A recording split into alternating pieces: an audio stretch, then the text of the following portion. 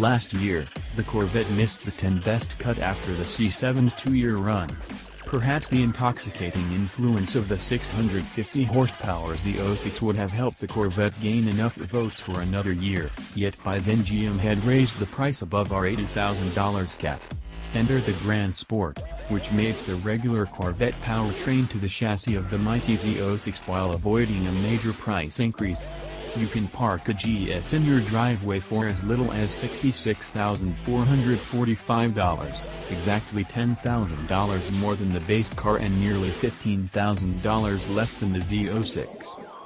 We all heard it, the GT350 busts through its first 2 gears quickly enough that the raspy moans it makes at low revs are fleeting spine tinglers. Running to 60 miles per hour takes only 4.3 seconds. But rev it out in higher gears, and the engine sounds as if it's munching on itself, ready to rocket some pistons through the hood.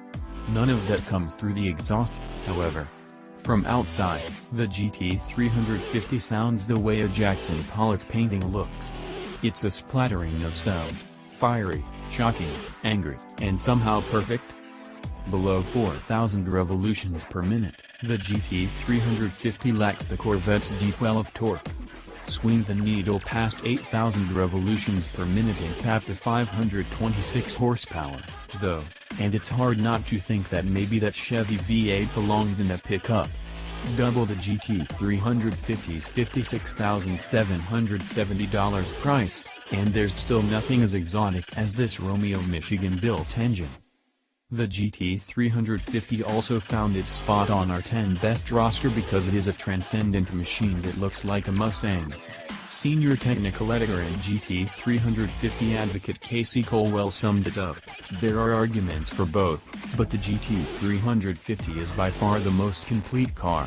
I drove the Grand Sport and the GT350 back-to-back twice to come to that conclusion. The Ford is more desirable, more practical, and cheaper. It's okay with enough of us that the engine isn't easy listening. You don't want a car like that to make the equivalent of elevator music anyway. As unnecessary as it is wonderful, this engine transforms the Mustang into something esoteric. If all this means that we have 2 V8 cars with similar missions and pricing, so be it. We're living in halcyon days for performance cars, and our votes reflect that. After all, the big V8 deserves its own place next to jazz and the television sitcom as a uniquely American art form.